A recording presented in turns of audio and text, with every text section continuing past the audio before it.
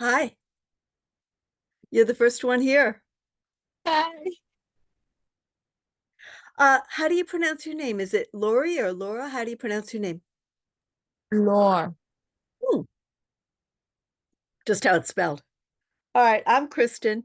Since you're the first one here, I want to ask you, well, first of all, how are you doing?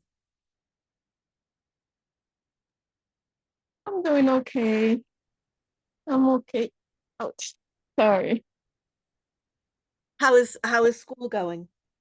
Uh, For now, I'm trying to finish the chapter 3. I am almost done with I'm almost done with the chapter and then to start the chapter 3 exam and to Mhm. start chapter 4.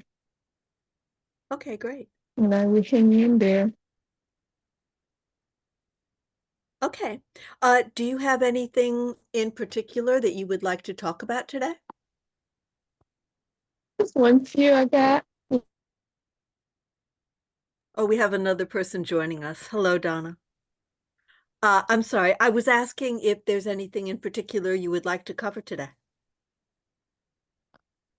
So, Hi. no, there's nothing in particular. It's just because I'm trying to go to something else compared to what I used to do. Mhm. So it seems like it's a little bit, let's say, like a fear, a challenge. But yeah, I'm hanging in there. Okay. Well, I get a lot of people who say stuff like, I want to cover the laws, or I want to cover math, or I want to cover commercial, or something like that. So if Mhm. people have a particular request. We have another person joining us. If anybody has a particular request, I cover that. If not, you know what I do? I just throw questions at you from everywhere in the course. And they're not questions that I make up. They're questions that you're going to see when you take the test. So let me tell you what I'm going to do. I'm going to open up the chat. Opening up my chat window here. Can everybody see the chat? Can you open up the chat? The reason I ask is that I think it's very silly for all of us to be taking notes, like all of us writing down the same stuff. So what I do is I appoint myself class secretary. And what I do is I give you information and sample questions in the chat. And then when the class is over, I ask everybody to give me their email address and I email you the chat. So then, you have the transcript from this class. Okay. Hello. I was just saying that I put information and sample questions in the chat. And then when class is over, I ask everyone to give me their email address. Now, okay, Donna, that's See you fine. there. Okay. Yeah, that's fine. So, since we're here right now and we're waiting for people to arrive, you might as well give me your email addresses right now.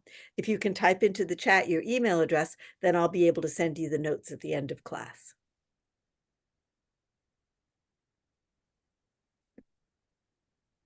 Well, hello. I'm saying hello to my dog here. Oh, look at this. My dog is sleeping on my book. She just rolled over on my book here. Anyway, the reason that I got the book out is I always forget. Um, the school tells me that sometimes students ask if we have a textbook for this class, and we don't really because one of the things I like about RELNY is that they don't make you spend a lot of money. So it's not mandatory to get a textbook, but sometimes people say they want a textbook. So I did write a textbook for this class. And what I do, it's Kristen's New York Real Estate Salesperson Textbook. It's published by RELNY. And I always put a picture of my little self here. And the reason why is because sometimes people don't remember my name, but they do remember my face. So I try to put a picture of myself on the front of the book so that people know that it's the right book. Now, this has every single thing that is in the course, but it also, you can see it's kind of thick. So it has, I don't know, probably it's probably about double the size of the course. It has a lot of extra material in it. So that answers people's questions. Now, those of you who have just arrived, if you would like to give me your email address, and then at the end of the class, I can send you the information and questions that I'm typing into the chat. All right, now, what I'd like to ask you is, does anybody have any requests? Is there anything in particular that you would like to go over?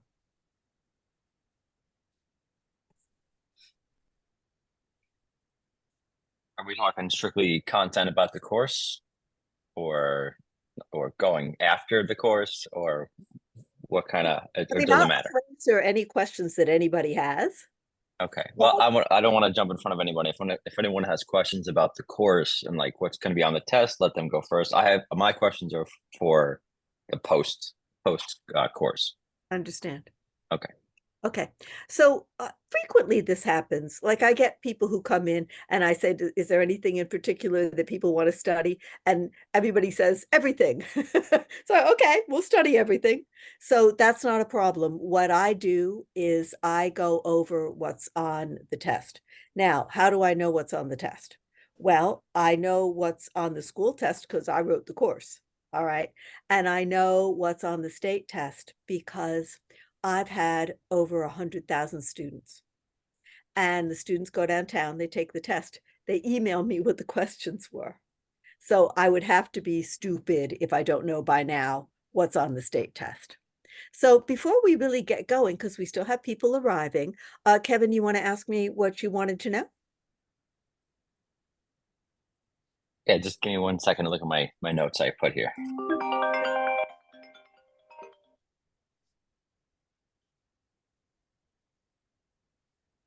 I'm getting my questions ready for you.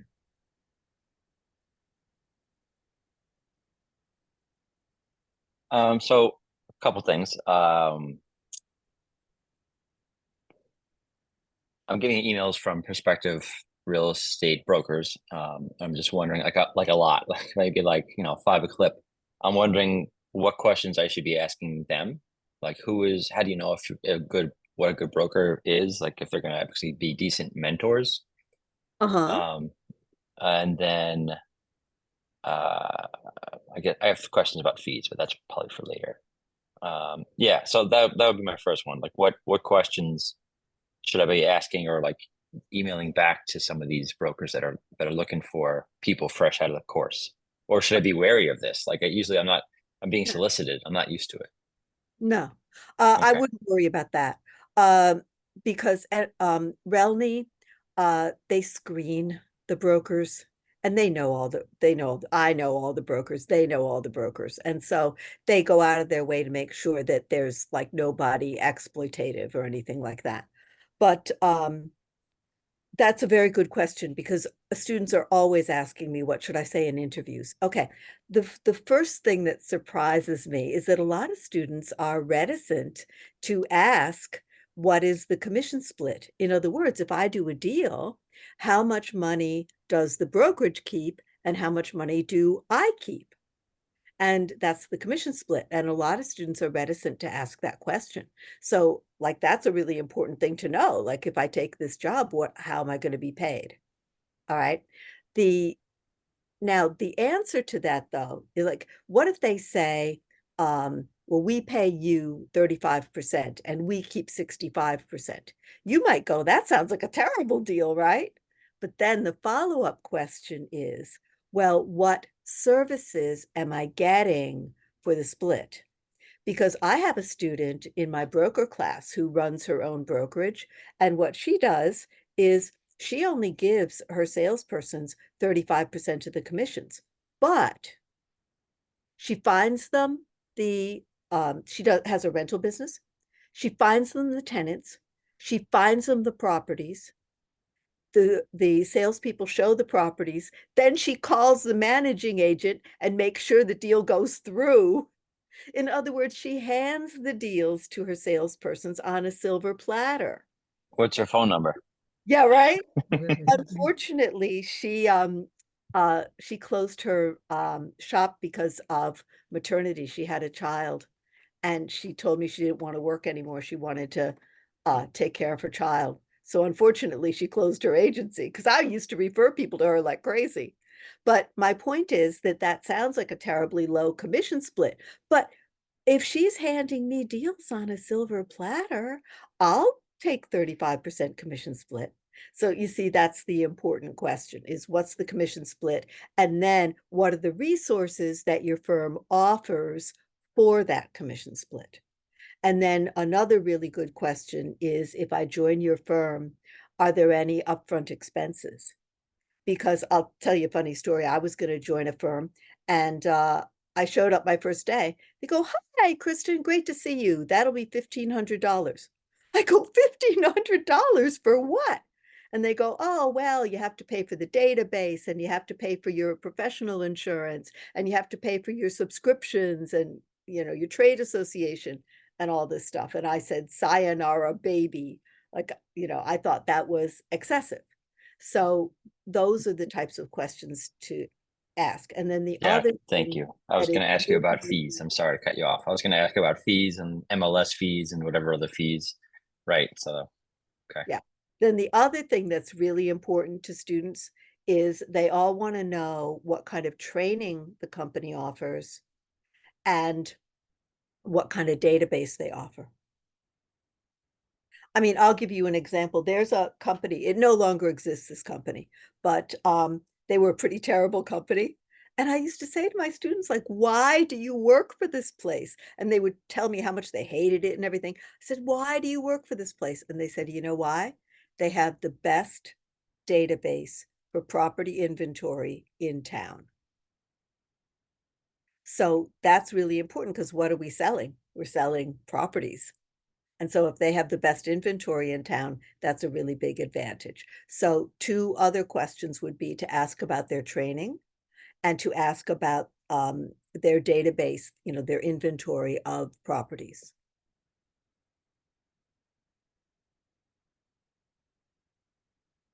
Thank you. Did you see what RELNY put in here? They said job placement at relny.com.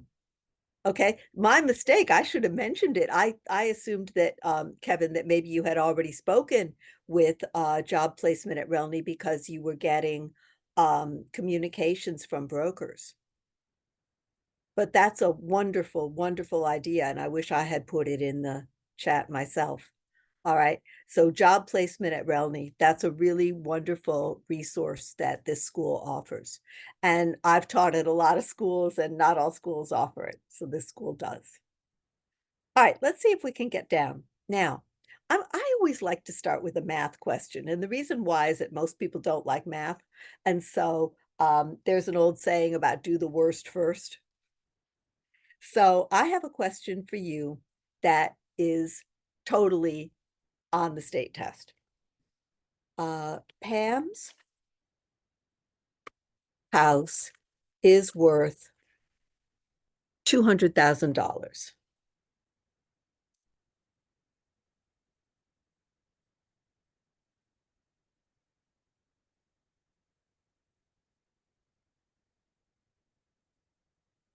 Her town has a uniform assessment rate of 60%.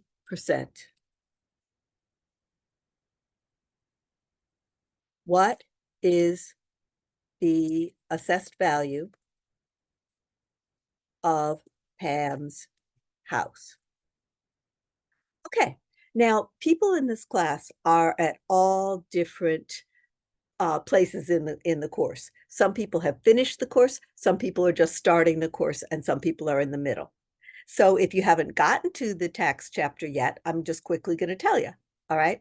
In New York State, we are not taxed on the market value of our real estate. We're taxed on the assessed value, which is a percentage. And how do you know what the percentage is where you live?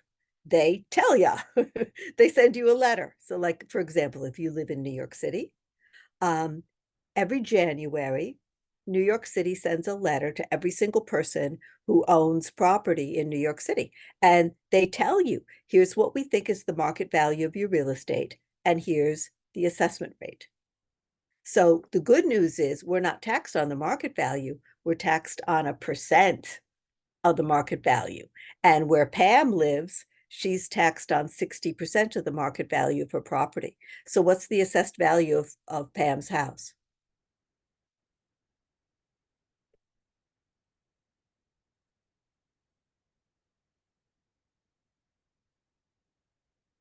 So market value times assessment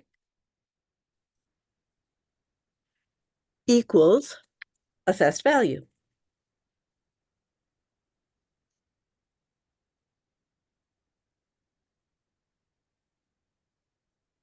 So Kevin is absolutely right. So all we do is take 200,000 times, thank you, Helen, times 60%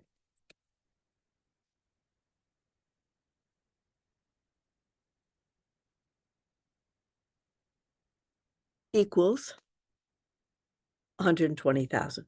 I'd rather pay tax on 120,000 than 200,000, right?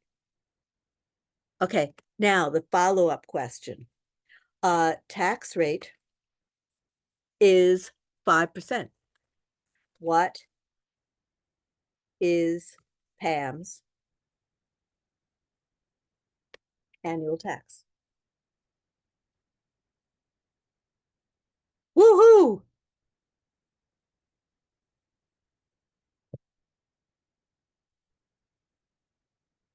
Okay, absolutely right. Because all we have to do is take the assessed value times the tax rate equals annual tax. So the full equation, if we put the two of them together, the full equation is going to be market value times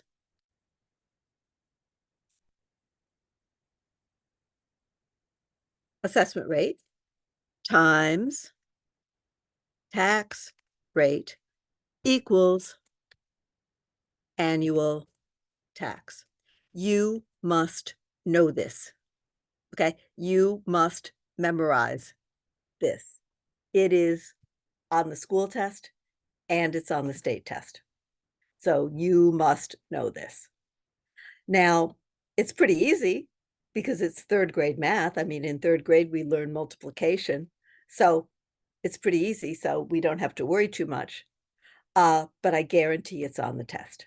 So the answer is 6,000. Answer is 6,000 annual tax. Okay, now I want to say a word about calculators. This is my calculator. I could not take this calculator into the state test because it's a scientific calculator. So you can't take a scientific calculator, a financial calculator, a real estate calculator, nothing like that. If you go to the test with some kind of rocket ship, they will confiscate it and you will have no calculator.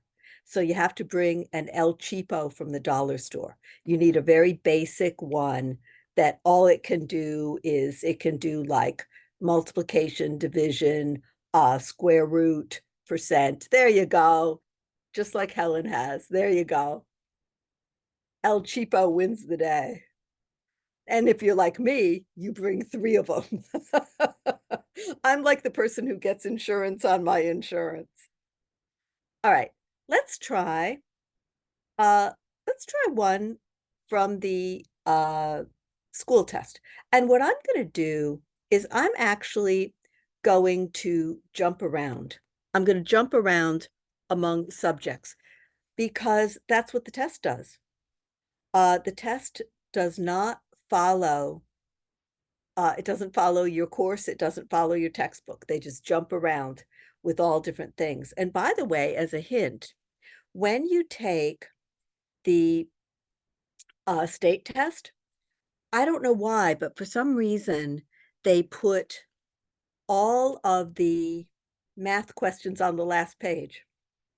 So if you don't like math too much, you might want to go to the last page first, because then you can take your time and get the math out of the way, and then go back and go through the questions that you're able to do much faster.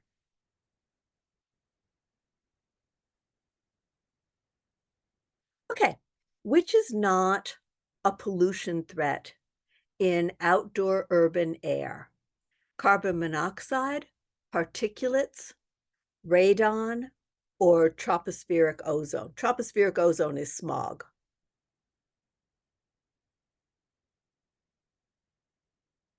Anybody remember from the, I guess it was chapter 7, the environmental chapter?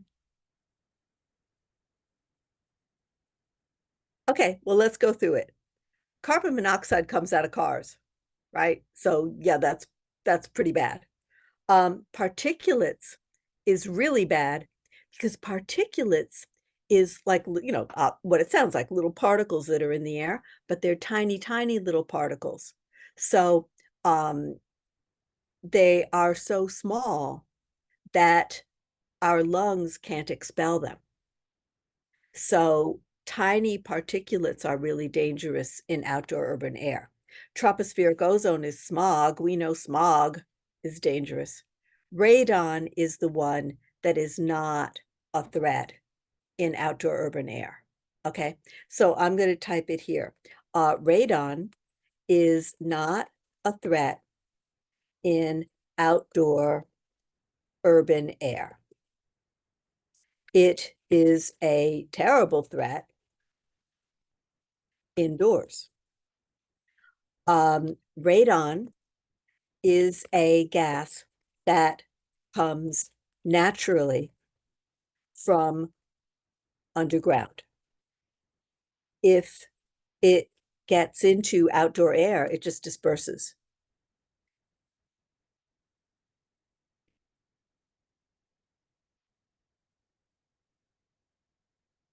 But if it gets trapped inside a house,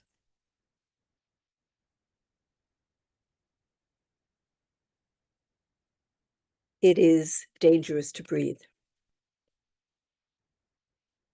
And radon is the second largest cause of lung cancer in America. Cigarettes are the first.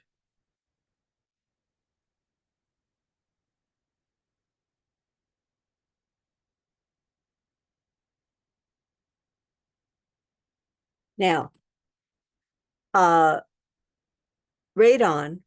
if you have it in the house, you can get radon. You can buy radon detector kits. You can buy them on Amazon even. You can buy radon detector kits. And if you have radon in the house, you find out how it's getting in. Usually because radon comes from underground, usually it's getting in through cracks in the basement, in the foundation. And so you seal up the cracks and then you ventilate, you blow. It's a gas, so you blow it out with fans. Now, I don't know about you, but like when I teach this stuff, I start getting medical student disease. You know what medical student disease is? It's when the medical students go to class and they learn about all these sicknesses and they think they have them all. So everybody starts thinking, oh no, maybe I have radon in my home. To make you feel better or to put your mind at rest, radon, because it's natural, it follows certain geological formations. So all you have to do is look at a map, look at a radon map, and it shows you what parts of the country are likely, and what parts of the state are likely to have radon and which are not. So, for example, New York City does not have very much radon at all. Parts of the southern tier, like Elmira and Binghamton and those kind of places, it's more likely to have radon there. So that's why home inspectors check for it. Okay, let's keep going. Oh, I got an insurance question for you. What kind of homeowners policy do renters buy? This is on both the school test and the state test. Now, I'm going to let you in on a little secret, which is that RELNY, like all schools, not just RELNY, but all schools, try to make their test, their school test, as much like Department of State's test as possible. And that makes sense to me because, I mean, aren't you going to do what your bosses want you to do? Like our boss is Department of State. And so if they think that certain questions are important, then they must be important. So we at RELNY pretty much follow the lead of Department of State. So you will see a lot of questions that are on both the school test and the state test.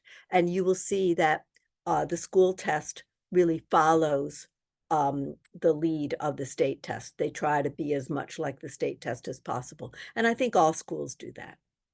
Okay, what kind of homeowners policy do renters buy? HO1, HO4, HO6, or renters do not buy homeowners insurance because they don't own? What's the answer? Thank you. Answer is 4. Answer is HO4. HO4 is renters insurance. Thank you. HO6 is for condos. Absolutely right. HO4 is also for co-ops. Okay, because technically co-op owners have a proprietary lease. So technically they're renting as well. So the answer is HO4. I have had students who say that after they do these sessions with me, they go take the test, and when they see the questions on the test, they can hear my voice reading them. Because these questions are things that you will totally see when you go to take the state test. I've got a hard one for you here. This is an agency question. So I have a hard one for you here. Now, probably just about everybody has covered agency because agency is in chapters 1 and 2. So probably just about everybody has studied agency. So this is on the test. So let me give you, I gave you the question, now I'm going to give you choices.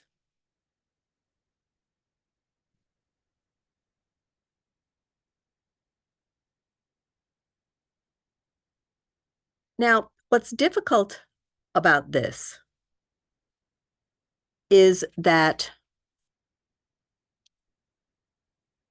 everybody knows, well, first and foremost, everybody knows what a co-broke is. A co-broke is when two real estate companies do a deal together and share the commission.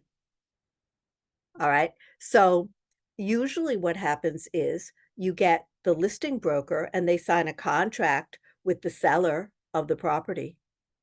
And then they put it in the database. And all the other companies in the database try to help find a buyer. All right. Now, all the other companies in the database, it is perfectly legal for them to be agents of the seller or agents of the buyer. Perfectly legal. But Department of State is old-fashioned. They wrote the test like 40 years ago, and they only really ever change it if the law changes. So Department of State thinks of back in the old days when a co-broke was when the listing broker said, well, I want to sell this person's place, join my team and help me sell it. So a co-broker in a cooperative transaction owes loyalty to everyone except buyer, client, the client is the seller, right? Tenant, I'm sorry, buyer, client, listing broker, that's the person offering the co-broke, or the seller's the client. So they owe loyalty to everyone except. What's the answer?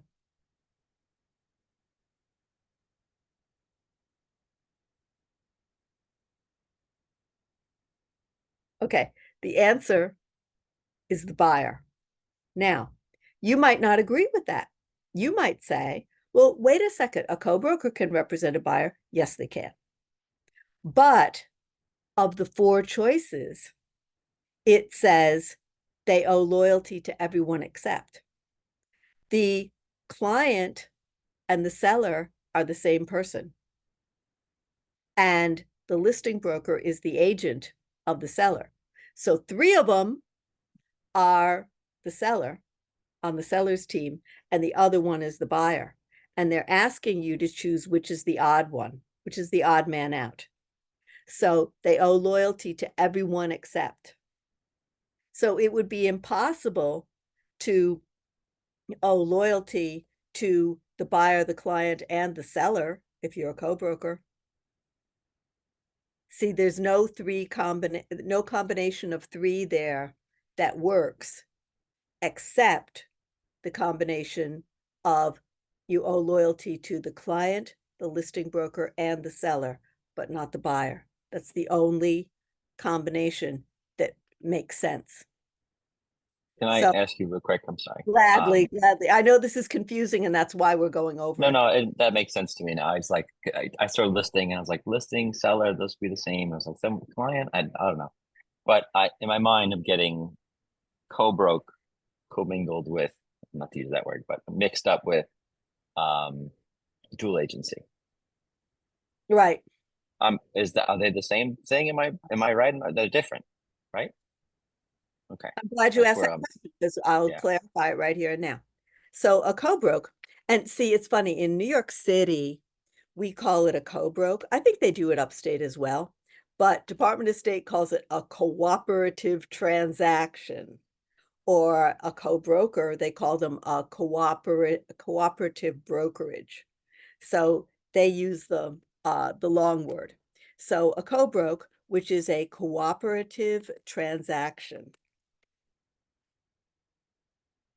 is when two brokerages do a deal together and share commission. The listing broker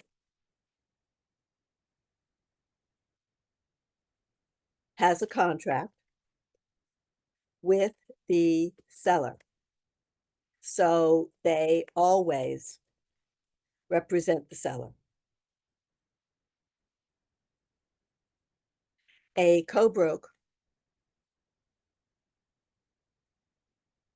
is when listing broker invites other brokerages to help sell the place. A co-broker can legally represent either seller or buyer. Department of State usually thinks of it the traditional way, that co-brokers represent seller. They are on the seller's sales team. Dual agency is when a broker has a representation contract with both seller and buyer, or landlord and tenant,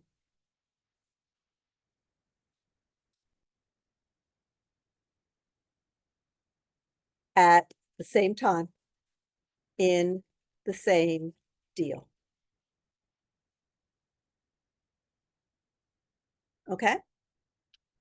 Did I say that clearly enough for everybody?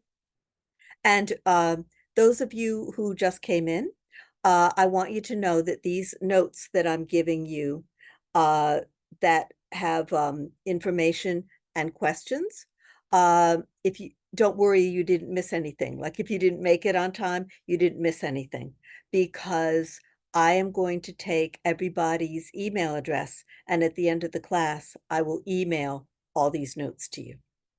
All right? Okay. Speaking of which, there's a question on both the school test and the state test, which I think is kind of hard, and it's a question about dual agency. Okay. So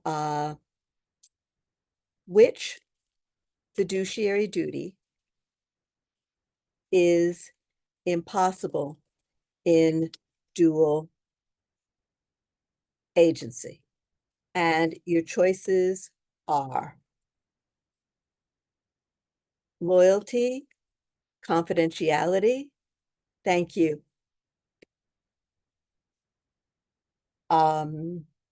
disclosure, and accountability. What's the answer? Which fiduciary duty is impossible in dual agency?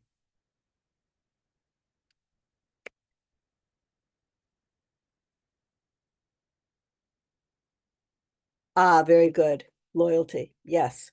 Okay. And the reason why is because it's impossible to be loyal to two, and the tenant wants the lowest price. So it's impossible to be completely loyal to.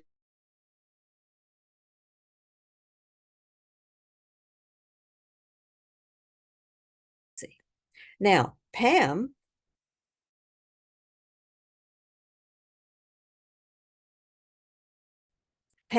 is listing broker for seller and mortgage broker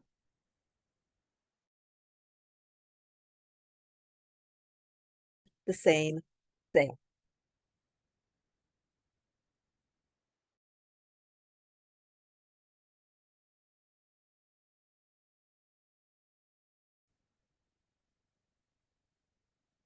By the way,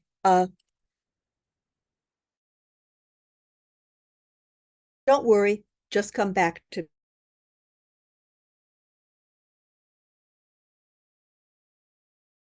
me. And if for some reason you can't come back to Muddy's email address, and I can email all the notes from the class to you. Oh, okay. Relny just said the video got choppy for a minute. Okay. So Pam is listing broker and for the seller, and mortgage broker for the buyer in the same sale. What kind of agent is Pam? All right, and here are your choices.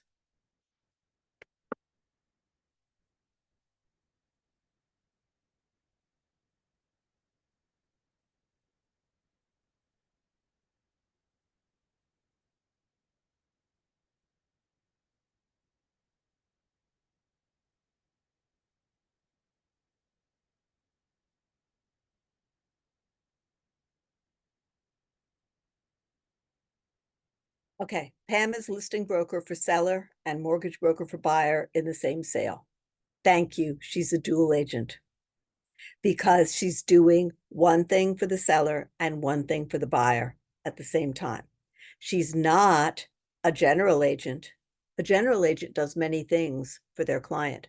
She's only doing one thing for the seller and one thing for the buyer. So Pam is a dual agent. She's not a general agent. It's a little bit of a trick question. So yes, Pam is a dual agent. All right, let's see what else we got. Oh, they love this. They love to ask you who needs a license and who doesn't need a license. This is always, always, always, always on the state test. So the question is, who would be exempt from the real estate licensing requirement? In other words, who can do real estate services, but they don't need to get a New York State real estate license? And your choices are a tenant relocator, an attorney who does not sponsor salespersons, a property manager for several different owners, or a mortgage broker for mortgages other than residential? So what's the answer?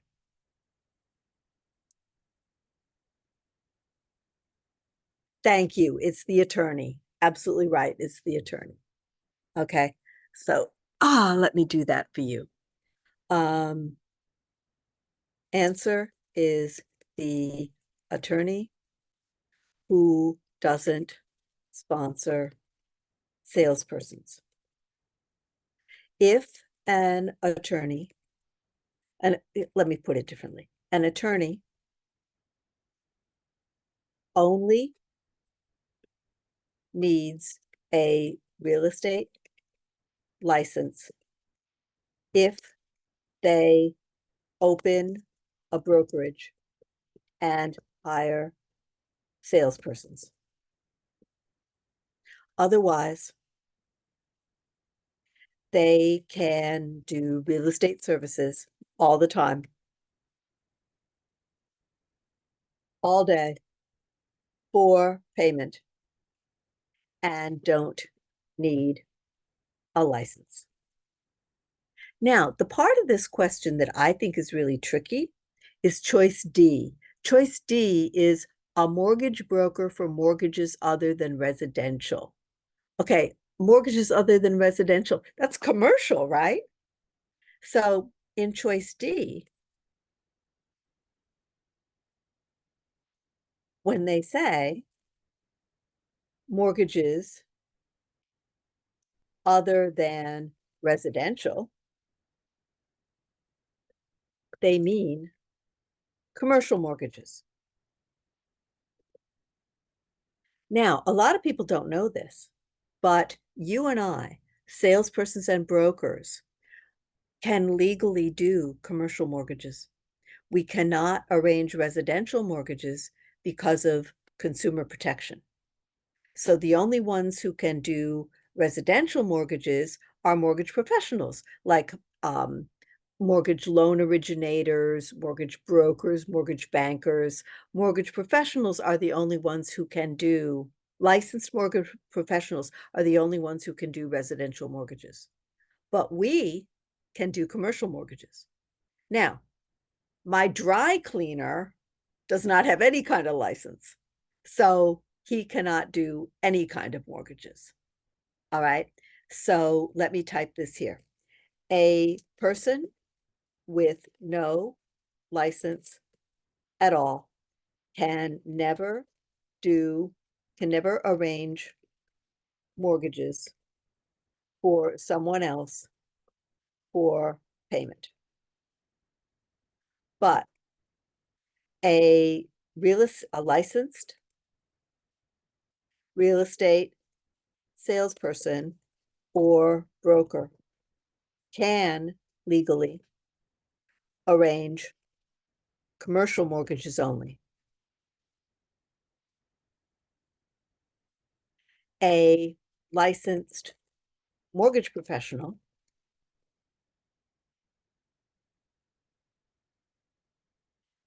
can do residential and commercial mortgages.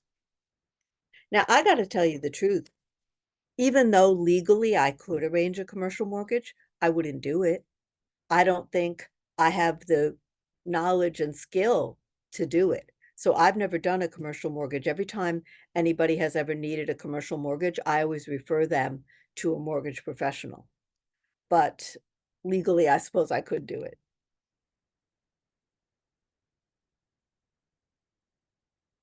All right. I'm trying to find questions that are kind of hard because there's no reason for us to practice the easy ones, right? I'll give you an example. I'll give you an example of the type of question that I'm skipping.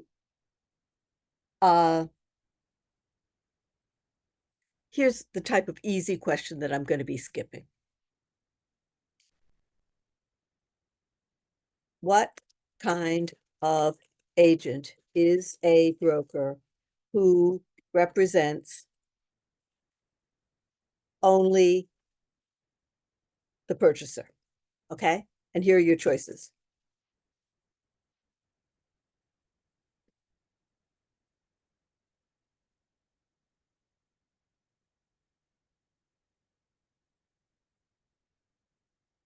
Okay, what kind of agent is a broker who represents only the purchaser? Buyer's agent, seller's agent, broker's agent, or dual agent? This is the state test. I mean, it's pretty gosh darn obvious, right? Yeah. I mean, if they represent only the purchaser and buyer are the same, right? So this one is like so freaking obvious that I'm skipping questions like this because you don't need me to work on the easy questions. You need me to work on the hard ones. So answer is buyer's agent.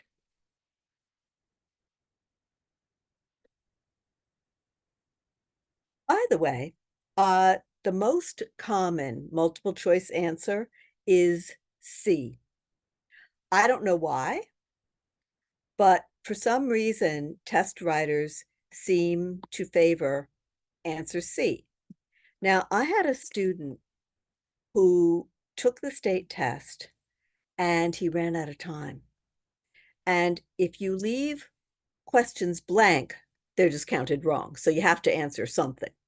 So in the last few seconds, he had like 10 questions to go, and he went and he just answered C to everything. And would you believe he passed the test? Now, I took the test for legal reasons. I had to take the test recently. So I took the test in February, and I counted, there was one point in the test where there were like 6 C answers in a row. So if you are completely baffled and you have absolutely no idea what the answer to a question is, or you run out of time and you can't have a chance to read the question, C is always the best answer. All right. Oh, you know what else is always the best answer? You have to read all 4 choices, because sometimes there'll be a question like this. Let me give you an example. What is one of the fiduciary duties? Okay, choice A is loyalty. But you don't want to say, oh, well, loyalty is a fiduciary duty, choose A and keep going, because you have to read all 4 possible choices, because the next one might be confidentiality, the next one might be reasonable care, and then choice D is all of the above. So if you chose choice A, it would be true, but choice D is a better answer. So you have to read all 4. If you get a question where choice D is all of the above or none of the above, chances are, it's just the psychology of the test writers, chances are that all of the above or none of the above is going to be the right answer. All right, here we've got Mrs. Davis. And Mrs. Davis is on the state test. When you take the state test, you're going to see Mrs. Davis and you're going to think of me. Mrs. Davis purchased a property and was granted the right to cross the adjacent driveway to reach a beach. Mrs. Davis has variance, encroachment, easement in gross, or easement appurtenant. What's the right answer?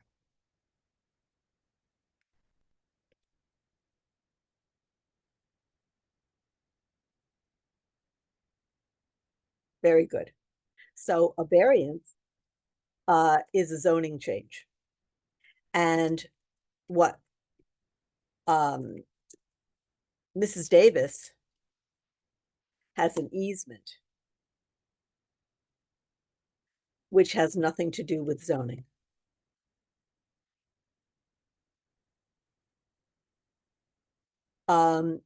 Encroachment is trespass by a thing. I was thinking about encroachment today because I was out watering my plants. I have some beautiful flowers in the yard, and my gardener told me to water them if it doesn't rain for a while. So I watered my plants today, and I started watering my neighbor's plants as well. And I thought, oh my goodness, I hope he doesn't think that's an encroachment. All right, so I'm encroaching with my water, right? Encroachment is trespass by a thing, and an easement in gross is when government or the utility can legally use someone's private real estate. An easement appurtenant is when someone like you, me, or Mrs. Davis legally can use someone's real estate. All right.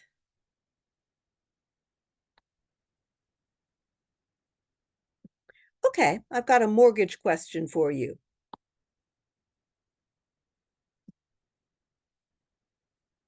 I was doing the school test for a while, but I've switched over to the state test now. But you're going to see similar questions on both, as we mentioned before.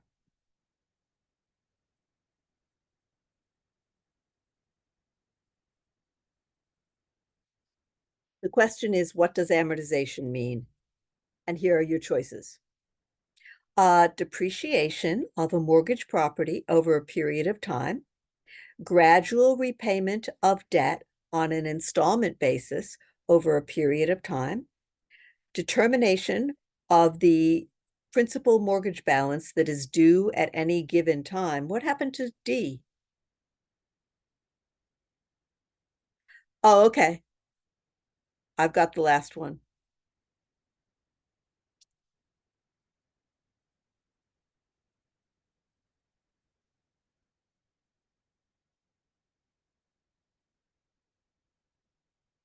Okay, D is calculation of a borrower's life expectancy. So what's the answer?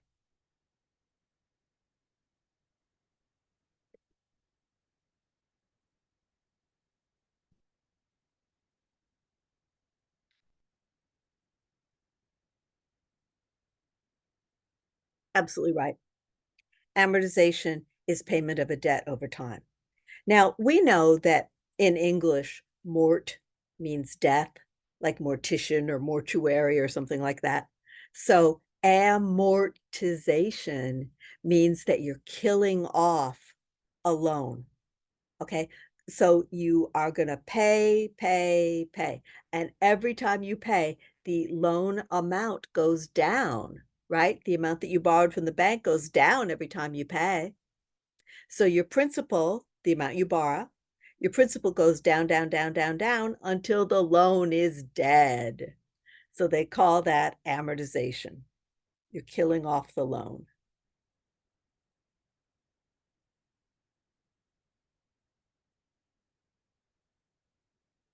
Okay, now what people complain about. I had a student who wrote me today, and she was from a different school. She wasn't from RELNY. And she said she has failed the test twice. I wasn't her teacher, so she was writing me from a different school, and I wasn't her teacher, but she wrote me anyway. I guess she heard about me. And she said the main problem she was having was the language on the test. She said the language on the state test, even if you know the answers, the language on the state test is so weird. So I'm going to give you an example of what she was talking about. So here's the question, okay? The right to deviate due to a special hardship from the use of land prescribed by an existing zoning ordinance can be accomplished by applying for which one of the following? Huh?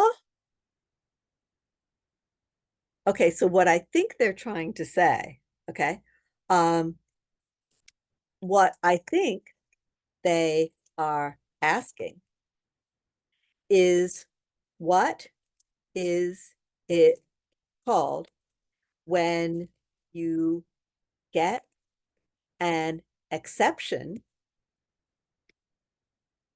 to zoning ordinance or zoning law, zoning ordinances or zoning law because of a special hardship.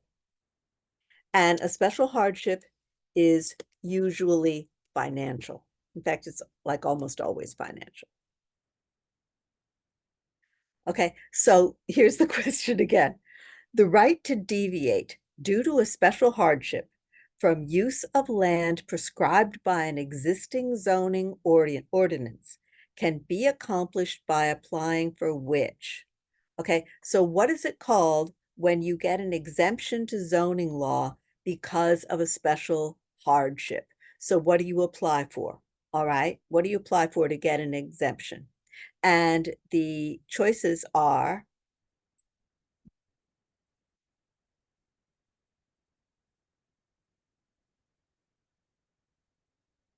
variance, spot zoning, cluster zoning, or non-conforming use permit.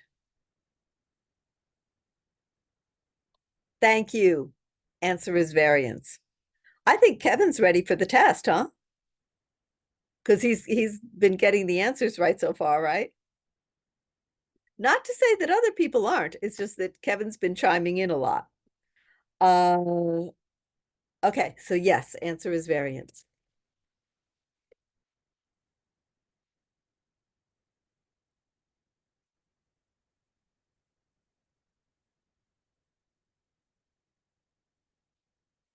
Okay, when you hear the word hardship, think of variance. Now, I think I told a story in the course about a lady who got a variance, okay? I knew a lady named Debbie who was allowed to open a pizza restaurant in a residential area. And the way that she got the variance to be allowed to do that is she had to prove to the city, she had to prove to the Board of Standards and Appeals, Zoning Board of Standards and Appeals, she had to prove to them that the zoning was hurting her financially. That's the hardship. And so she proved to the zoning board that the zoning was hurting her financially because her area was zoned residential and there was construction going on for like years. They were building the Van Wyck Expressway like for forever, and the SkyTrain and everything. And it took them so long to build that she couldn't sell her house. Nobody would buy it because nobody wanted to be near the construction. But she said, well, the construction workers will buy pizza. So they gave her a variance due to the fact that the zoning of residential was causing her special hardship. It was hurting her financially because she couldn't sell her house as a house, but she could use her house as a commercial restaurant. Okay, so the other choices are like totally wrong because spot zoning is illegal, non-conforming use permit, there's no such thing, and cluster zoning is usually in suburbs. So spot zoning is illegal. Cluster zoning is usually in suburbs and has nothing to do with hardship.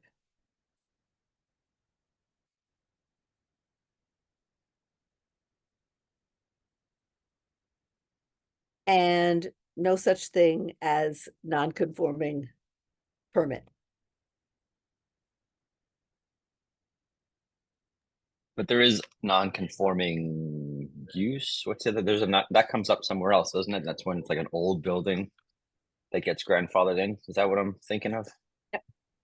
Now, in New York City, we did not have zoning law until the year 1916. So think how many buildings there are, not just in New York City, I mean, anywhere in the state. Like so many buildings in our state were built in the 19th century. My home that I live in was built in 1890.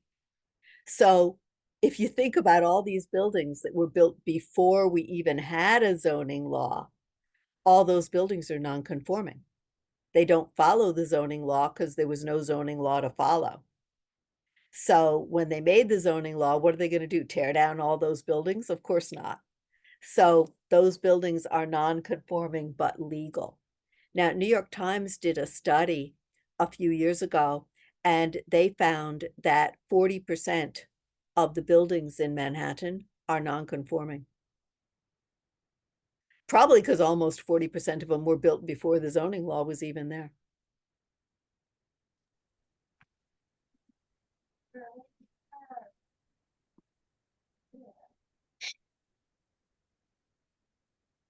Okay, I got one for you. All of these, by the way, there's two criteria. I'm trying to choose questions that are not easy, and I'm trying to choose questions that are always on the test. Now, when I say always, what I mean by that is that Department of State has about maybe like 8 versions of the state test. The school, Question in the chat, and then we all comments in, we're gonna lose your question. I think we have background noise. I'm gonna end the background noise.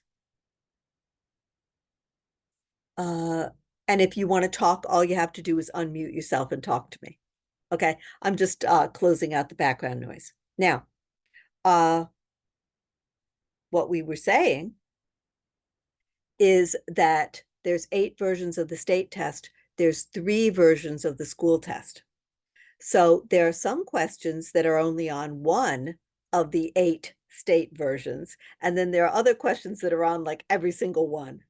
Okay, so the question that is on like every single one is this: which one of the following federal laws dramatically curtailed the use of CFCs? I'll give you choices. And if you don't remember what CFCs are, don't worry, I'm going to tell you.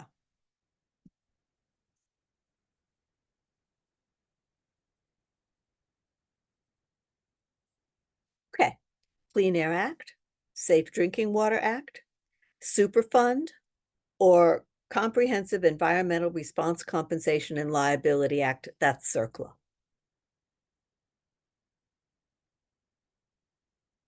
Anybody know the answer?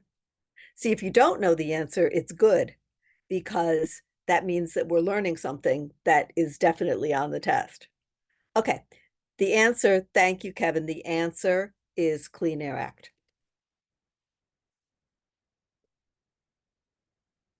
Okay, so I'm going to tell you why. All right, CFC is fluorocarbons.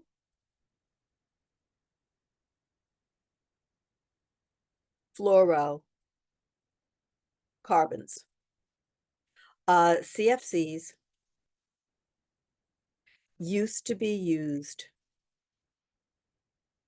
in air conditioners and refrigerators. They stopped using them because CFCs harm Earth's ozone layer, which protects us.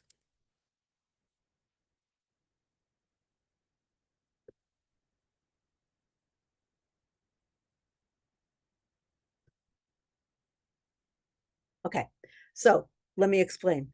If you took some bleach, fluorine bleach, and you had a silk shirt and you poured it on the silk shirt, what would happen?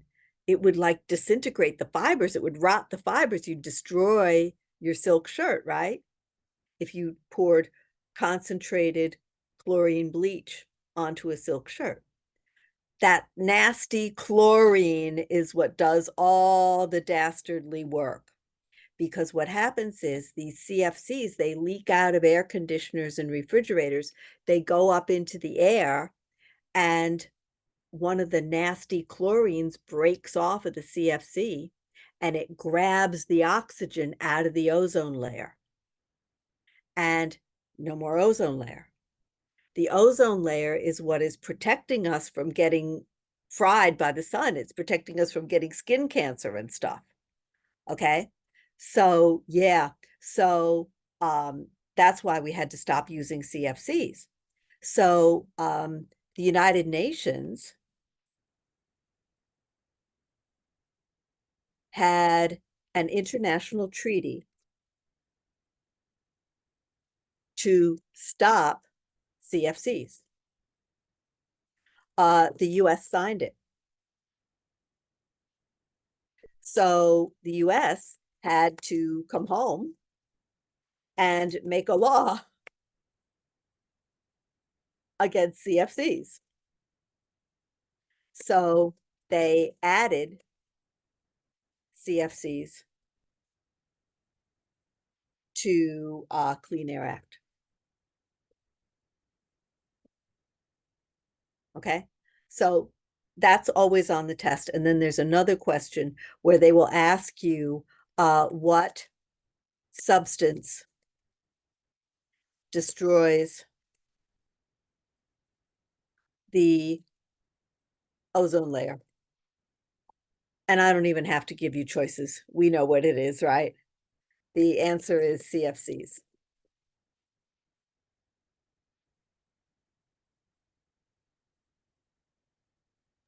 Will will questions around the Superfund always relate to like responsibility and cleanup in the environment?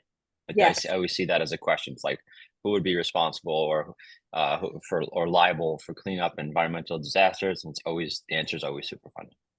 Yes. Okay, I'm going to tell you why. Okay, because I don't know about you, but like when I was a little kid, I would go to my mother and I would say like, "Can I take a bike ride?" And she would go, "No." And I'd go, "Why?" And she'd say, "Because I said so." Then I'd go to my father, "Can I take a bike ride?" "No." I'd go, "Why?" But he'd at least tell me, go, "Well, because it's dangerous and there's too many trucks or something." So the idea is that I think that people like to know why something is the answer. So I'm going to tell you, okay? I'm not going to just say, well, Superfund and Fund and CERCLA are the same. I'm going to tell you why, okay? CERCLA is a law about cleaning up hazardous substances.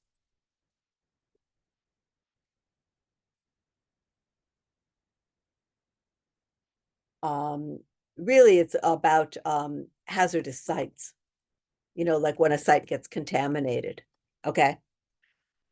But they pass CERCLA and then they go, well, wait a second.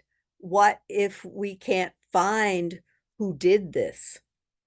Like, if we can't find who did it and we can't make somebody pay for it, how are we going to clean it up? I guess we need some money. So the government established Superfund to pay for CERCLA cleanup projects. Now, they do try to find out who is responsible for this. In other words, like if somebody dumped some chemicals or something, if somebody dumped a bunch of chemicals, they try to find out who did it and make them pay.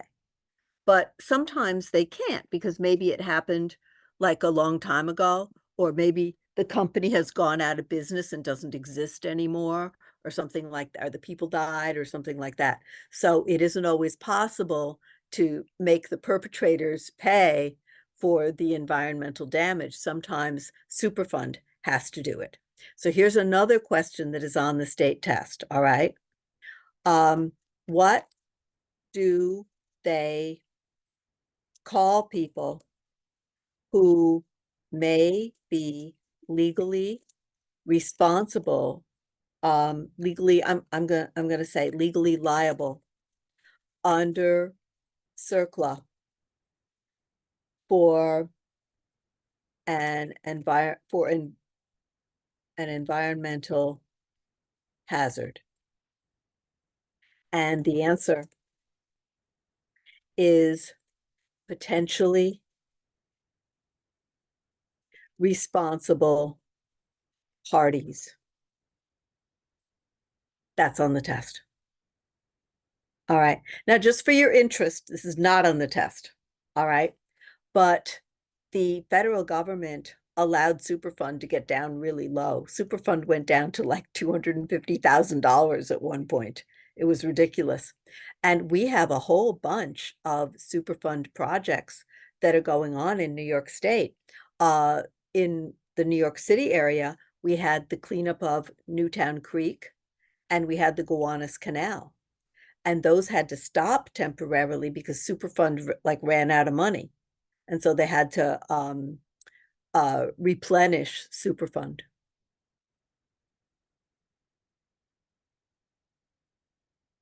It's Okay. I'm sorry, it's on the federal level, right? This isn't like a New York State CERCLA thing. is a federal law, yeah. And it's funded through taxes, essentially, right? Yeah, yeah. Okay. Uh-huh. Like everything else. Okay, thanks. But see, the trouble is that it's up to the administration to have a proposed budget. Like it's up to the presidential administration to have a proposed budget. So if the executive doesn't authorize allocations for CERCLA or Superfund, then Superfund doesn't get any money. So that's why. All right. When I took the test in February, I counted. There were 15 fair housing questions. Can you imagine that?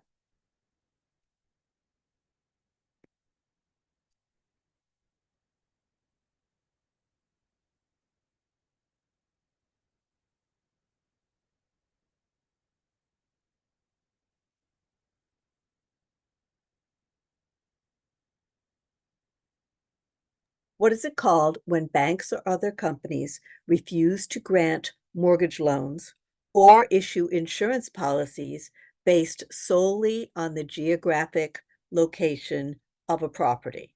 And I'm going to give you choices, okay?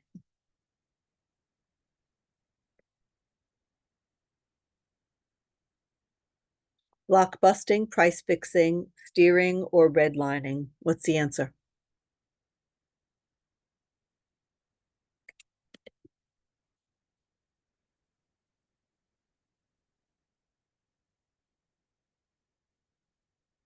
Well, this is good. I get a chance to get a sip of my drink. Mm-hmm. Absolutely right. Redlining.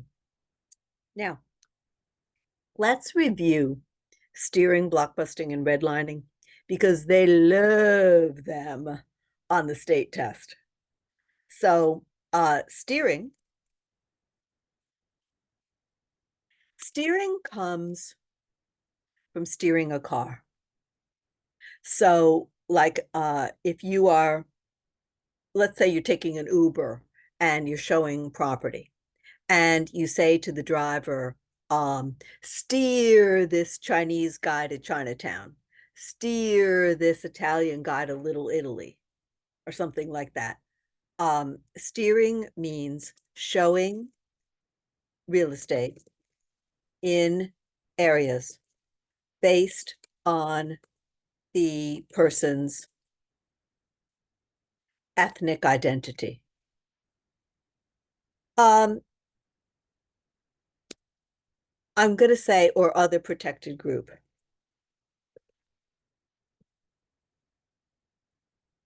Like I've heard them say something like, well, old people like to live here and young people like to live there. That's equally discriminatory. So that would be an example. It doesn't have to necessarily be ethnic. It could have to do with discrimination against somebody because of some other characteristic like age or source of income or something like that. Blockbusting. Blockbusting comes from the idea of busting up the block, destroying a neighborhood because of discrimination.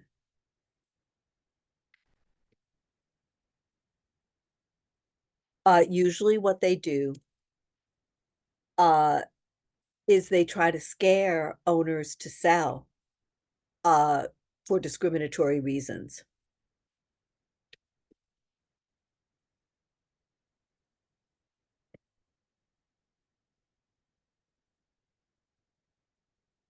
So in other words, like they say, oh, like, you should sell now because like all of the Panamanians are moving in. I don't know why I don't know why Panamanians leaped to mind. It was the first country I could think of. But like all these people are moving in and therefore you should leave. Okay, so that would be using people's prejudice as a weapon to try to induce fear. And, we've been seeing a lot of that in the news uh, going on. All right. And then redlining is banks.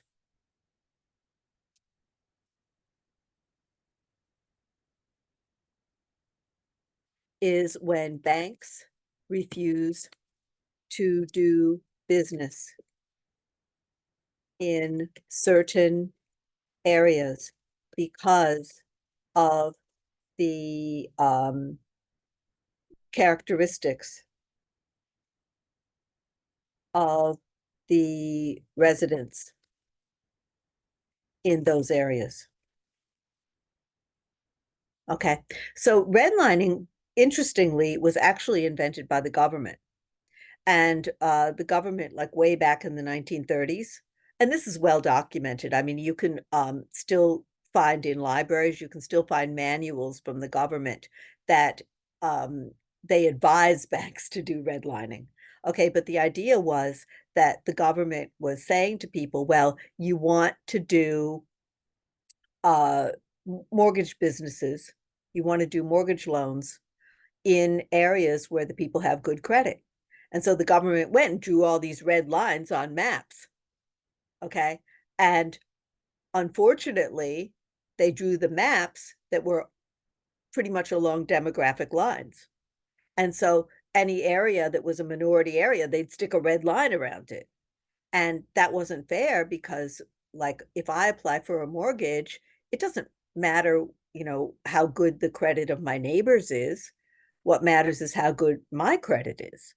So banks should review people's mortgage applications on the basis of that person's FICO score and income and other financial characteristics, not on the basis of the area where they live or where they want to buy. So banks literally drew maps. They drew red lines on maps.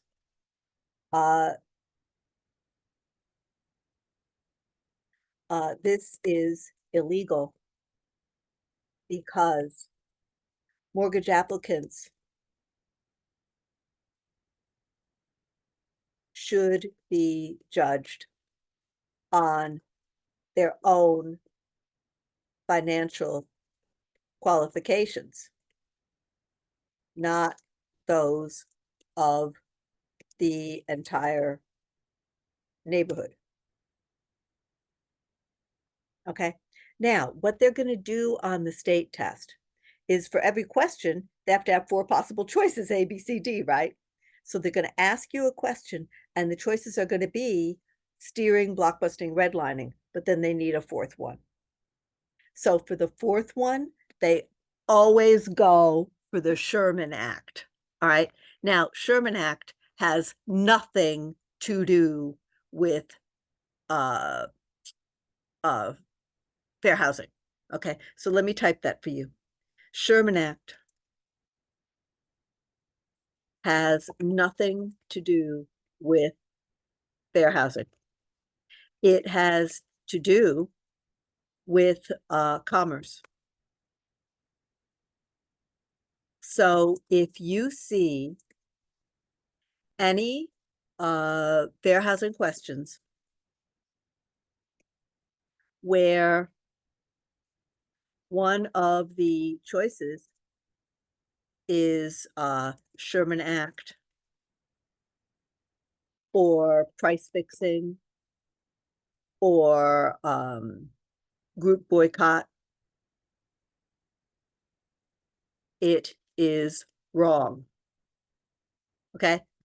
Sherman Act has nothing to do, and price fixing and group boycott and all that stuff from the Sherman Act has nothing to do with fair housing.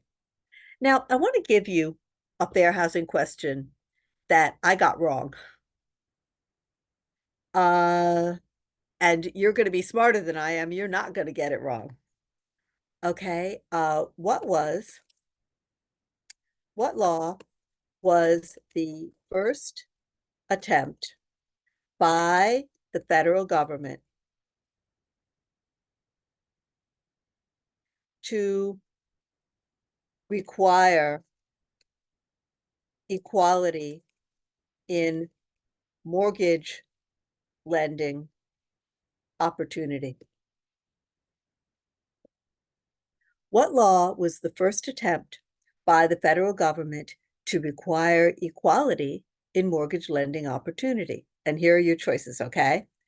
1866 Civil Rights Act, 1968 Fair Housing Act, 1974 Housing and Urban Renewal Act, no such law, or 1974 Equal Credit Opportunity Act. Okay, what's the answer?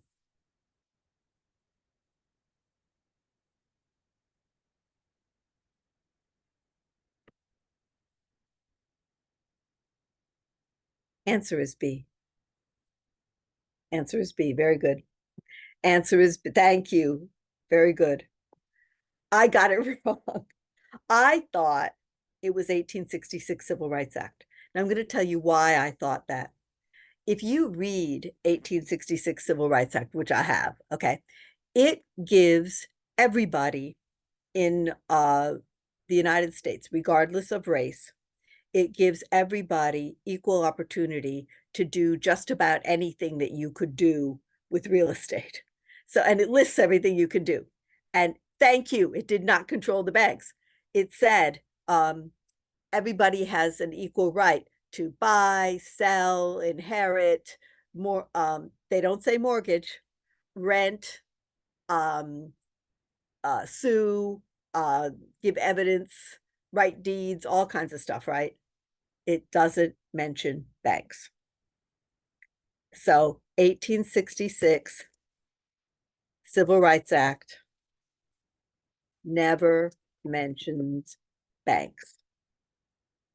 So the answer is 1968 Fair Housing Act.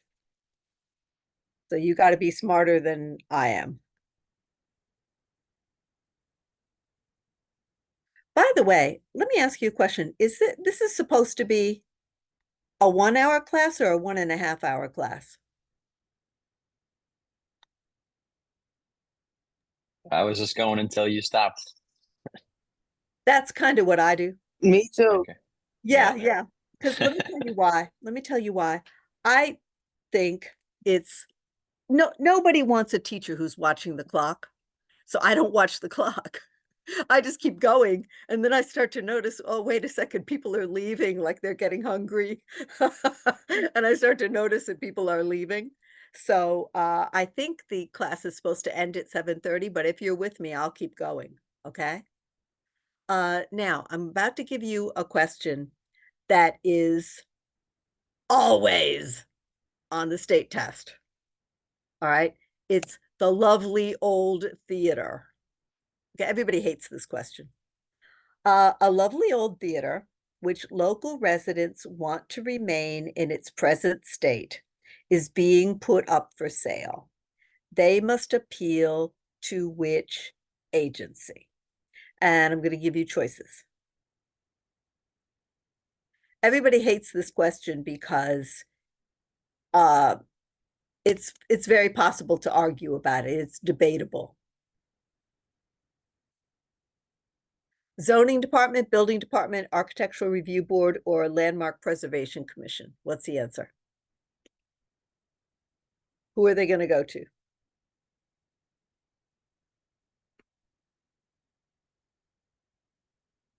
Very good. Okay, the answer is C, architectural review board. Now I'm going to tell you why. They are part of a city or town's planning department. They care about what buildings look like, and they care about historic preservation. So lots of students say, well, wait a second, isn't Landmark Preservation Commission correct? Unfortunately, no, it's not correct. Okay. And this is where everybody likes to get angry with me. And I go, don't get angry with me. I didn't write the question. Some yokel at Department of State wrote it. I don't know. But Landmarks Preservation Commission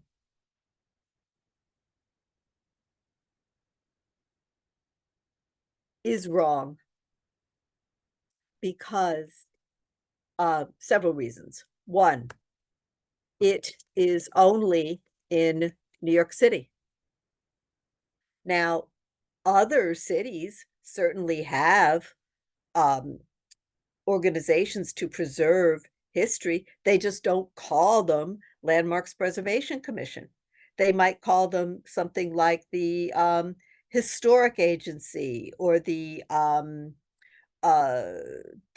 Culture Foundation or something like that. They can call it anything they want. The only place that calls it Landmarks Preservation Commission is New York City. So it's only in New York City, and they didn't say where this lovely old theater is, okay? And two, Landmarks only has power over buildings that have been designated landmarks. And the question says the theater is lovely and old. It does not say it is a designated landmark or historic place.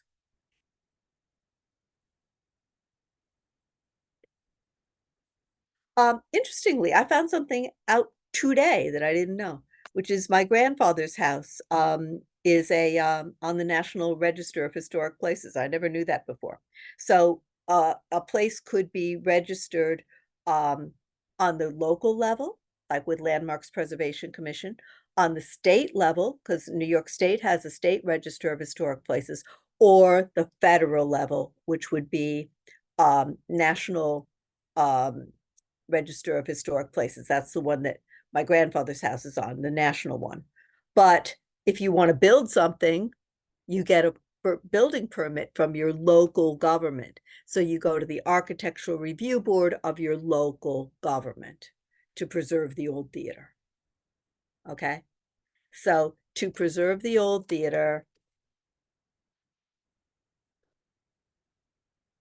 they go to local government architectural review board. There's actually two questions on this subject. And the other one, I'm not even going to type it. I'll just say it. Okay. Where do people go if they want to, if they want permission to make changes to a historic building? I'll type it for you.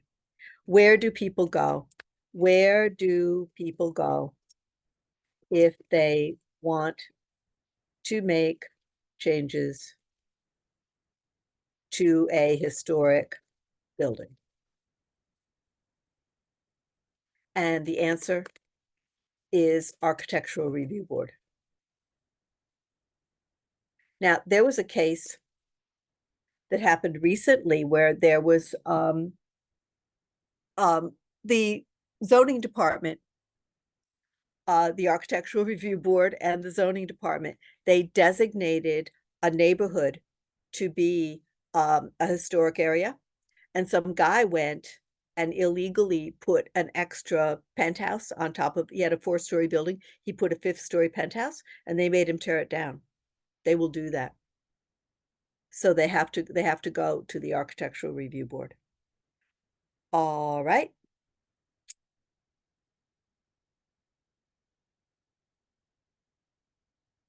Okay, I'm going to give you another insurance question. This one is always on the test, always, always, always. What type of insurance policy covers loss of real or personal property due to fire, theft, or vandalism? And I will give you choices. Now, this is a little bit of a trick question.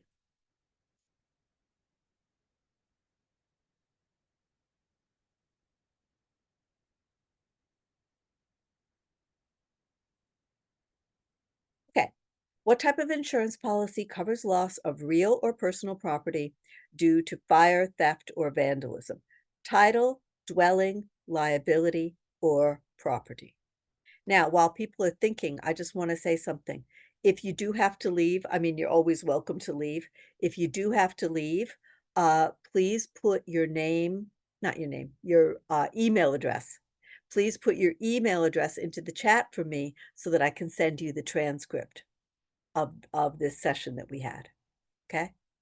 I understand if people have to go. All right, so what type of insurance policy covers loss of real or personal property? Okay, you're going to hate me for this. It's a little bit of a trick question. Okay? The answer is D like dog. Answer is D like dog. Okay, I'm going to tell you why. Dwelling insurance is sometimes called fire insurance.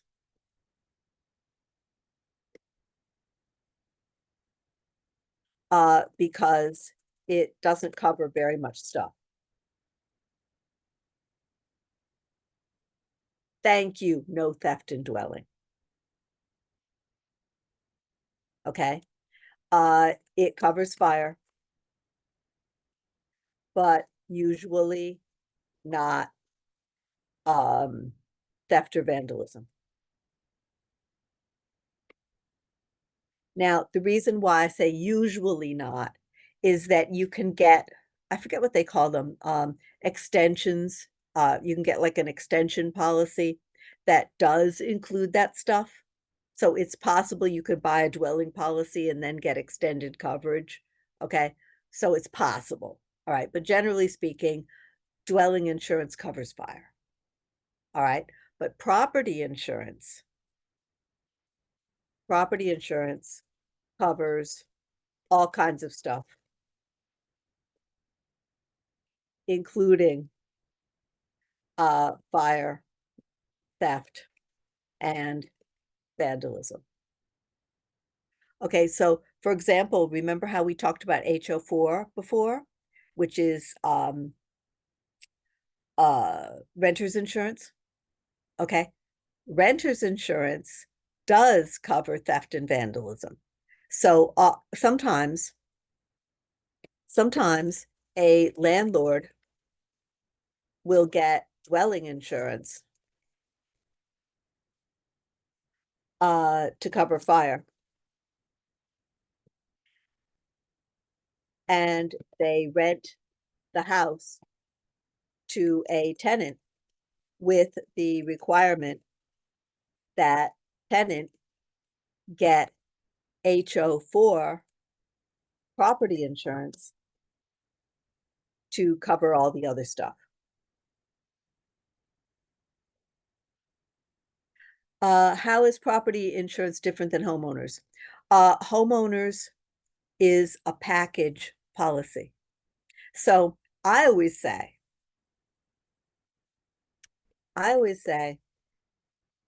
property insurance covers things, and liability insurance covers people. Okay, because property insurance covers the building and the stuff in the building, the building and its contents. Okay, liability insurance covers accidents, injuries, lawsuits, stuff like that. So homeowners insurance, homeowners is a package policy that includes both property and homeowners insurance.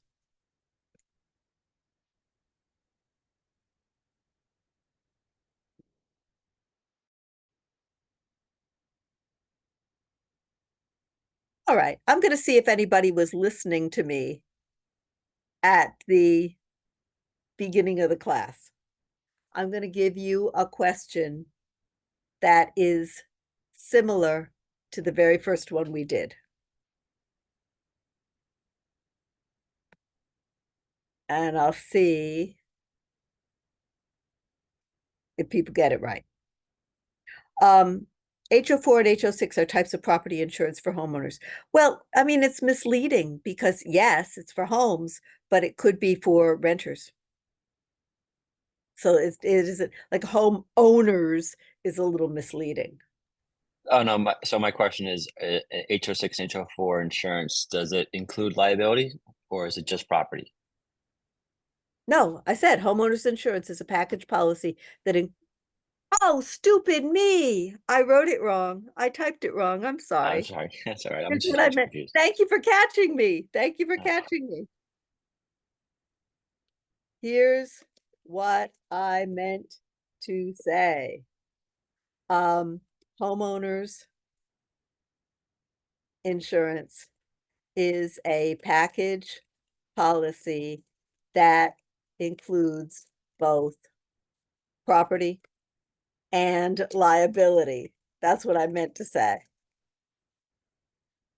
So when I said to people the transcript, I always take out mistakes. So you don't have to worry. That won't show up in your transcript. All right. If a property's market value is 180,000 and the community's uniform percentage for assessment is 60%, what is the property's assessed value? So I'm not even going to give you choices because I'm hoping that people remember from the beginning of the class what to do.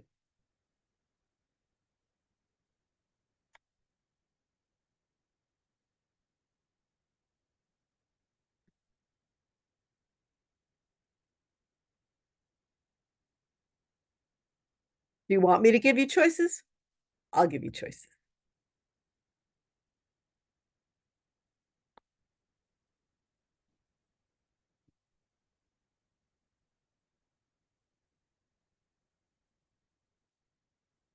$10,800, $30,000, $108,000, or $300,000. Thank you. Thank you. Answer is it Julissa? Is that how it's pronounced? Yeah, you're getting them all right. Okay, so answer is C. 108,000. Because 180,000 times 60% equals, okay.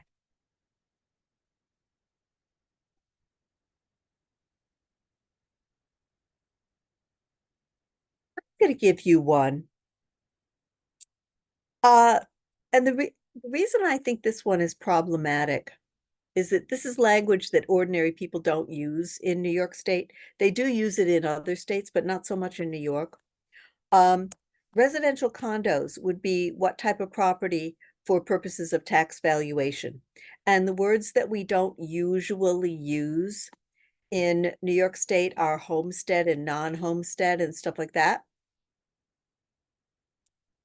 So what would a residential condo be? Homestead, non-conforming, non-homestead, or special taxing district? What's the answer?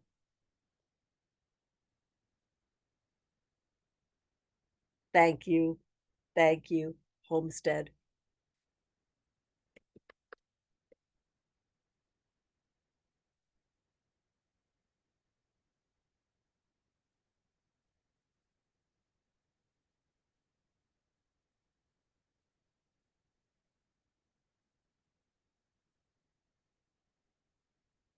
Okay.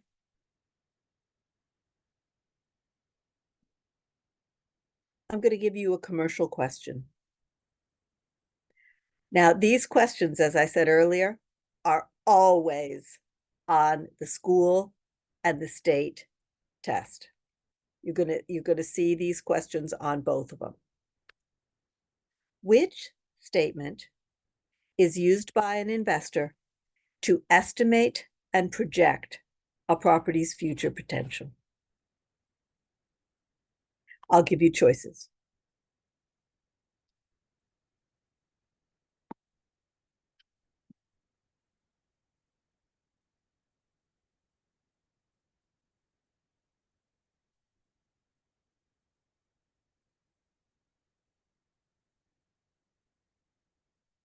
Operating statement, pro forma, which, by the way, that's 2 words. Pro forma is 2 words. When you take the state test, you will notice that they have misspellings, they have grammatical errors. You just have to ignore it. Okay, pro forma is supposed to be 2 words, but they have it as 1 word on the state test. So operating statement, pro forma statement, disclosure statement, or HUD-1 statement. Okay, the key words here are estimate, project, future, and potential. So which one of those 4 things is talking about the future? Operating, pro forma, disclosure, or HUD-1? Exactly right. Thank you, Helen. Yes. Answer is B, pro forma.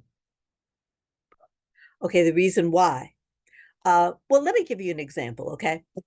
There was a bank and they were considering lending a mortgage to these people who wanted to build a hotel. Okay. And the bank came to me and they said, Kristen, we want to hire you for a consulting job. I go, okay, what do you want me to do? And they go, we want you to write a pro forma for this hotel that has not yet been built. And I go, why? And they said, because we're trying to figure out whether to give these people a construction loan, but we don't know the local economy very well. And Kristen, you do. So we want to know, we want someone to predict for us what's going to be the income and expenses on the property for the next 10 years. So, in other words, just as the question said, the bank said, we want someone to estimate and project a property's future financial potential so that we can decide whether to lend a construction mortgage on this place. Okay, so a pro forma is when you estimate how a building is going to perform financially in the next, usually 10 years.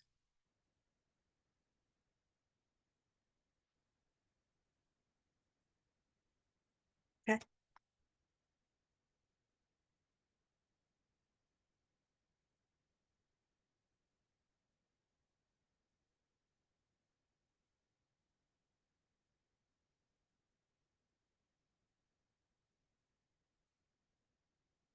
All right, I have a question here. I don't like it.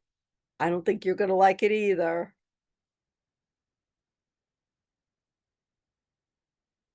The question is, what do you call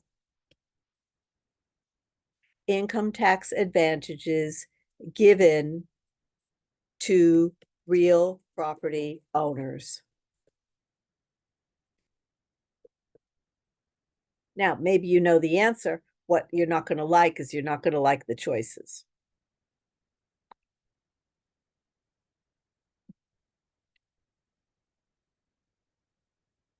The reason you're not going to like the choices is that you could argue that all four answers are right. So I don't think it's a fair question. I'll tell you what the answer is and why it's the answer, but I still don't think you're going to be very happy. The answer Department of State wants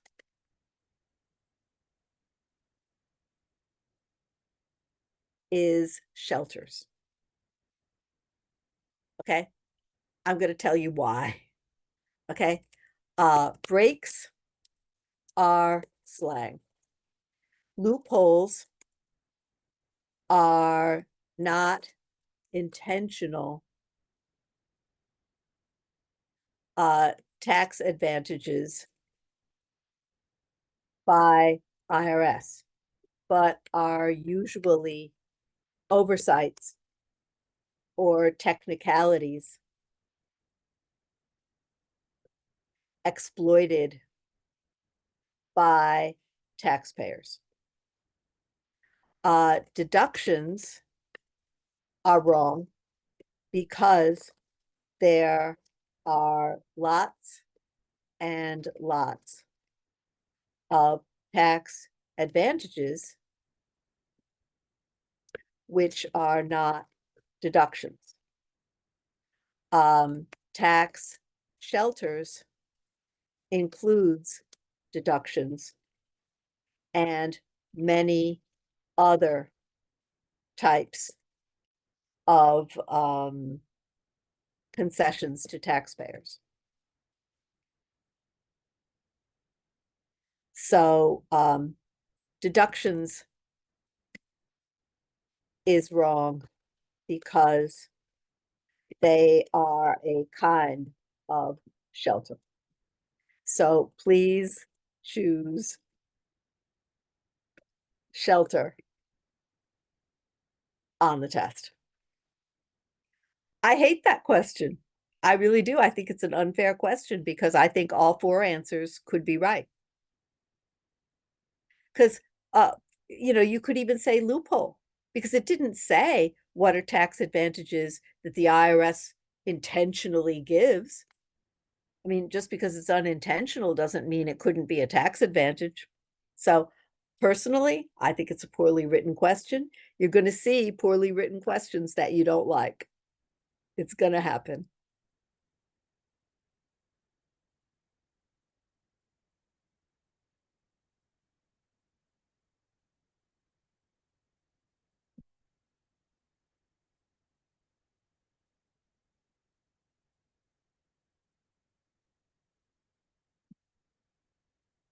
Now, sometimes on the test, they will ask you about math equations, but they don't have any numbers.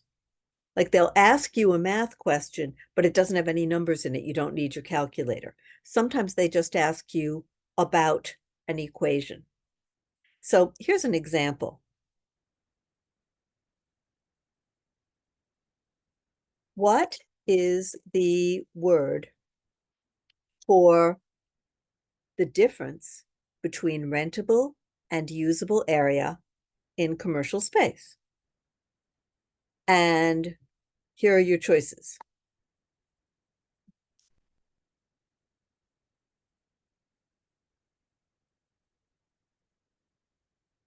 Loss factor, operating stop, square footage, or natural, excuse me, natural break-even point. What's the answer?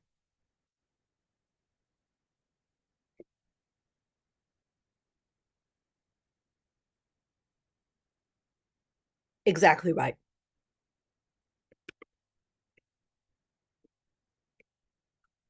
Okay, so rentable space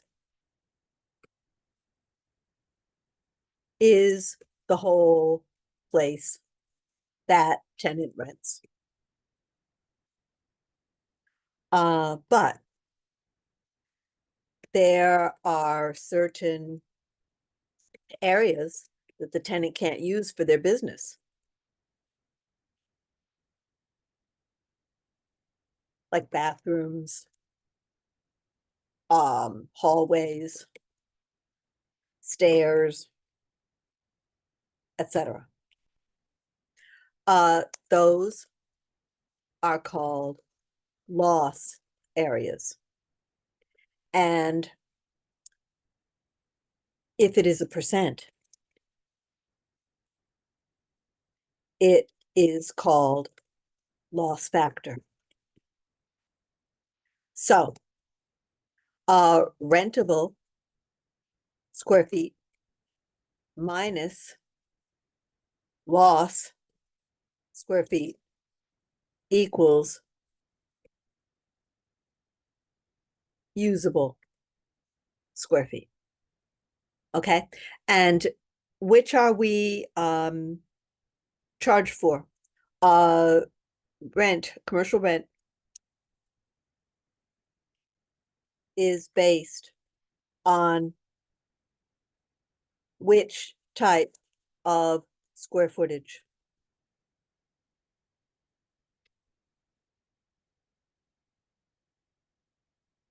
Commercial rent is based on which type of square footage?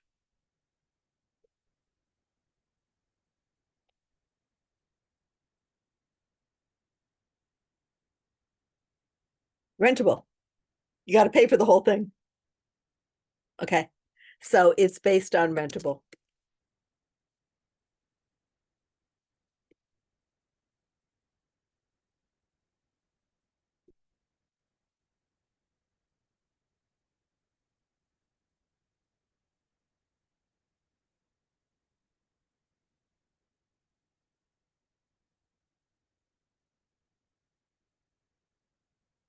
Okay. We're getting up on 2 hours, so maybe we better quit. I also have to give my dog dinner. So let me see. Let's do one more and let me see if I can make it a doozy. Oh, here's one. Okay.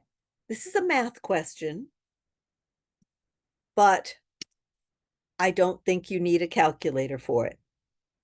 Okay? And the same question is on the school test.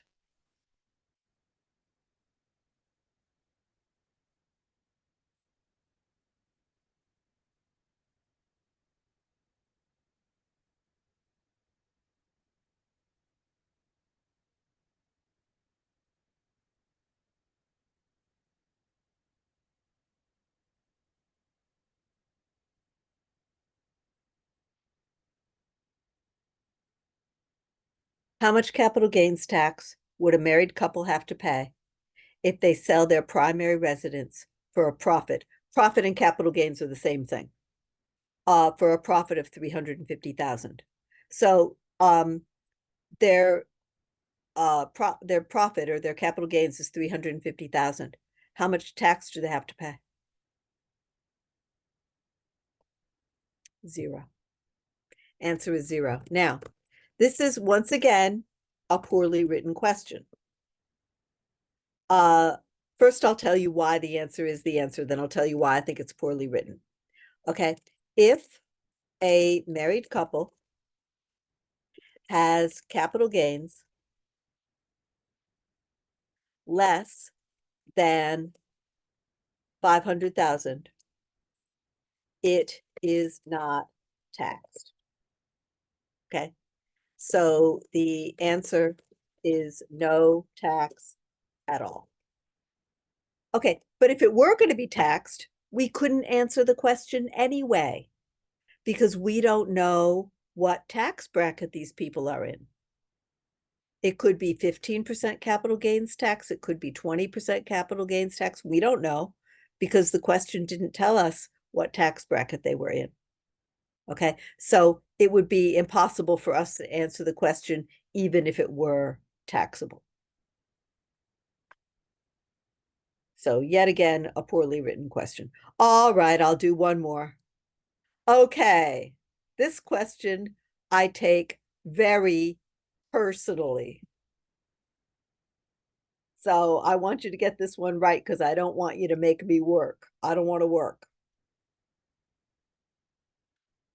What is the experience requirement to get a mortgage broker registration if the applicant is already a licensed real estate broker?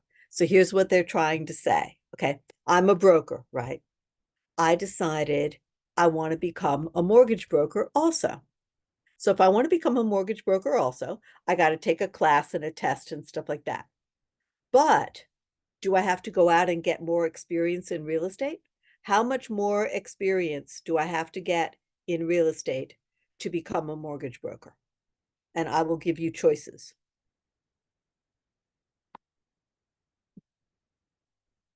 And don't make me work. I don't want to work.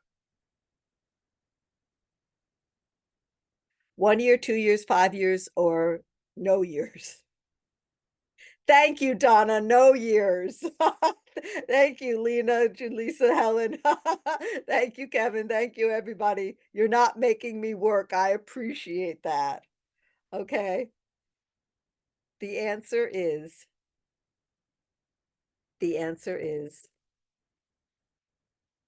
no more experience needed because the broker got their 2 years experience when they went from being a salesperson to being a broker. So they don't need more now. All right. Well, I like that. I have the time as 7:57, so we probably should knock off. But I like ending the evening with not working. Okay. Does anybody have any comments or questions for me? No, thank you. I appreciate your time. All right, when it's time to take the test, I want everybody to write me and tell me how you did, tell me how you feel. I'm going to give you my email address so that you can communicate with me. So let me give you my contact info. I mean, you'll get it anyway because I'm going to be emailing you stuff, but I'll give it to you right now. It's Chris Bacorn at Gmail. You know why it's not Kristen? Because even my best friends can't spell Kristen. So it's chrisbacorn@gmail.com. Okay. Now, one other thing I want to mention, which is I told you that I teach for a lot of schools, and RELNY is by far the best school I ever taught for. So I went and I gave them a really good review on Facebook, but I'm only one person. I can only review them once. So I think they would really appreciate it if you like this school, you know, the way I like them. If you would be kind enough to take a minute and go and give them a good review. That's the link. So I'm sure they'd appreciate it. Yes, of course. But a quick question before we get out of here. Once we're finished taking the school exam, we have to take the state exam. We just go online and schedule it and take it the soonest one. How does that Correct, work? Okay. but you don't have to take the school test first or the state test second. You can take the state test before you take the school test if you want to. Okay. Okay. Because any joker can take the state test anytime they want to. All you need is $15. Anybody can take the state test. Okay. Okay. And you just go on the ENY access and just make The an access appointment. and why, yeah. Yeah. Oh, okay. Let me put it here for you. To register for state test, go to eaccessny.com. Okay. And then we pass that, you'll get a piece of paperwork that says you passed the course, and then you should be reaching out to It'll give you brokers. no. No, okay. The the school sends your results to Albany, and the school, I think they email you. I don't think it's a piece of paper. I mean, you Mhm. probably meant piece of paper metaphorically, but um, the school informs you what your score was, and the school is required to send test results to Albany. Okay. The state test is pass fail. And with the state test, they don't tell you. You have to go online to e-access, like probably about 4 days after you take the test, and check, and they'll tell you online if you passed or failed. Then you have to submit your license application. And to submit a license application, you have to get a broker to agree to hire you.